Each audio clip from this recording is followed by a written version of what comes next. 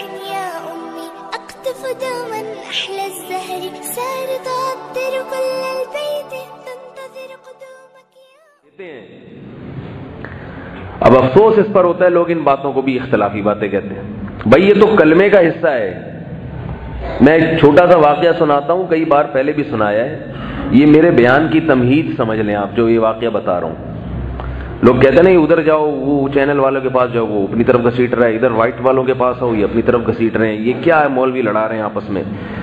میرے بھائی مولوی لوگ لڑا رہے ہیں, بعض لڑا رہے ہوتے ہیں اور بعض اس لڑائی میں بچاؤ کا کام کر رہے ہوتے ہیں. بعض دفعہ بچاؤ کرنے والے کو بھی پھڈے باز کہہ دیا جاتا ہے. حضرت مفتی شفیع صاحب رحمہ اللہ تعالی سے کسی نے کہا کہ یہ مولوی لوگ اپنے آپ کو دین کا ٹھیکیدار کیوں سمجھتے ہیں, دین کا ٹھیکیدار کیوں سمجھتے ہیں کہ ہم سے پوچھو, ہم جو کہہ رہے ہیں وہ صحیح ہے. انہوں نے فرمایا ٹھیکیدار نہیں, چوکیدار. ٹھیکیدار میں اور چوکیدار میں فرق ہے. ٹھیکیدار وہ ہوتا ہے جس نے ٹھیکہ لیا ہوا اور اس کی مرضی سے ہوگا. چوکیدار وہ ہوتا ہے کہ ہوگا اللہ کی مرضی سے, لیکن یہ چوکیداری کر رہا ہے کہ غلط چیز کو آنے نہیں دینا اندر. علماء کی دو قسمیں ہوتی ہیں, علماء سوء اور علماء حق. علماء سوء قرآن میں ان کا بھی ذکر ہے, علماء حق قرآن میں ان کا بھی ذکر ہے. جو علماء کے دو گروپوں کا انکار کر دے تو وہ قرآن کا منکر ہے. ہر دور میں اہل حق بھی رہیں گے اور گمراہ بھی رہیں گے. تو علماء سوء کا کام تو ہے دین میں الٹی سیدھی چیزیں داخل کرنا. جیسے کمپنی میں کوئی یا ڈیفنس کا کوئی ادارہ ہے, فوج کا حساس ادارہ ہے, اس میں ہر ایک کو گھسنے کی اجازت نہیں ہوتی. اس میں کچھ ایجنسی کے لوگ ہوتے ہیں, کچھ چوکیدار ہوتے ہیں, وہ کارڈ چیک کرتے ہیں, ہاں بھائی یہ آ سکتا ہے, یہ نہیں آ سکتا. کوئی کیسا سوٹ بوٹ پہن کے کتنی اچھی کوٹ اور ٹائی, بلکہ فوجی وردی پہن کے پہنچ جائے ڈیفنس کے ایریا میں, چوکیدار جو ہوگا نا وہ دیکھے گا کہ اس کے پاس فوج کا کارڈ ہے یا نہیں. وہ وردی کو نہیں دیکھے گا, وہ اس کی ٹوپی اور اس کے جوتوں کو نہیں دیکھے. وہ کہے گا کہ جتنے بھی دہشت گردی کی کاروائیاں ہوتی ہیں وہ دہشت گرد وہی لباس استعمال کرتے ہیں. لباس نہیں چلے گا, لباس کے ساتھ ساتھ کارڈ بھی ہوگا, انگوٹھا لگایا جائے گا, دیکھا جائے گا یہ انگوٹھا میچ کر رہا ہے کہ نہیں کر رہا.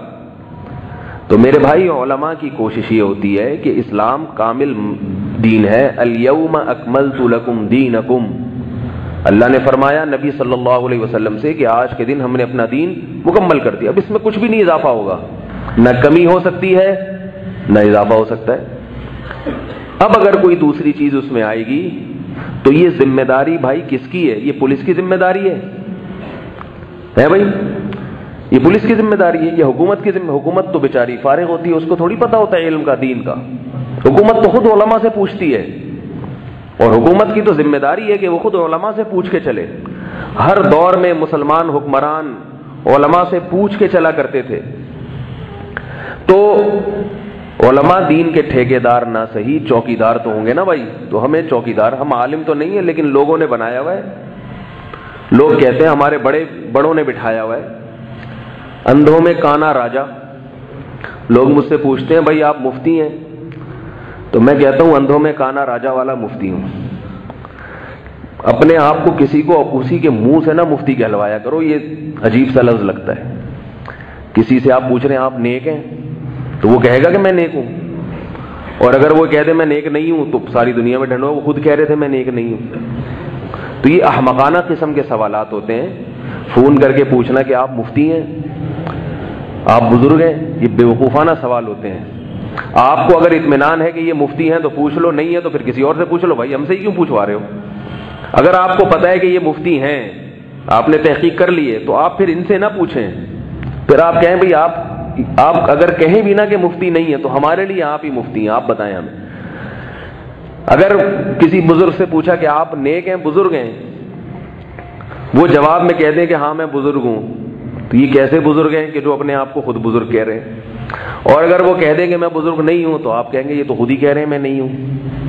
تو اس کا طریقہ کیا ہے؟ لوگوں سے پوچھیں کہ یہ بزرگ ہیں یا نہیں ہیں, تحقیق کریں. اگر ثابت ہو جائے تو وہ 100 دفعہ اپنے آپ کو کہیں کہ میں بزرگ نہیں ہوں, آپ کہیں کہ آپ کی تواضع ہے, ذرہ نوازی ہے, آپ ہیں. یہ کچھ اصول اور آداب ہوتے ہیں. تو